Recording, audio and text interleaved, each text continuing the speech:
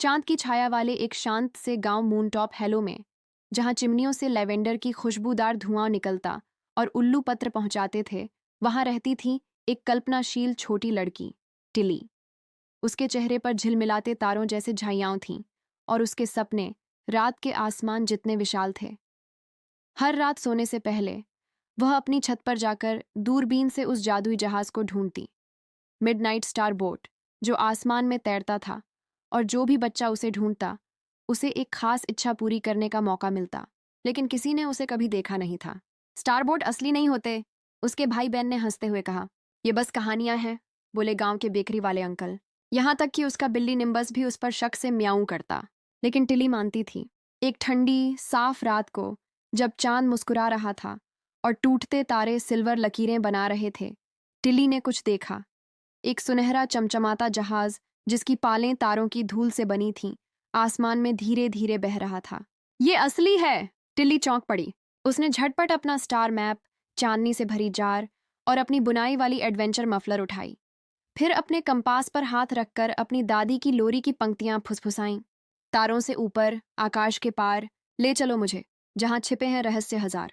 Whoosh! एक चांदी की हवा ने उसे लपेट लिया और अचानक वह तैरने लगी।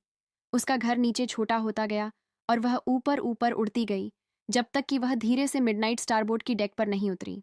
जहाज जादू से चमक रहा था। लालटेनें जुगनुओं की तरह चमक रही थीं। पाल बिना हवा के ही गा रही थीं।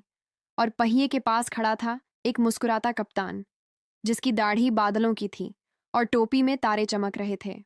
स्वागत है, सपने पकड़ने वाली टिली, कप्तान ने कहा। हम तुम्हारा इंतजार कर रहे थे। मेरा? टिली ने चौंक कर पूछा।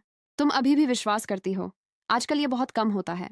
जहाज ने टिली को जादुई जगहों से गुजारा, जुगनू वनों, क्रिस्टल झीलों और भूले हुए सपनों के तैरते टापुओं से। टिली ने हवा की गांठें खोलीं, चांद के चूहे को धूमकेतु के टुकड़े खिलाए और उन सितारों की कहानियां सुनी जो सिर्फ बच्चे ही समझ सकते थे।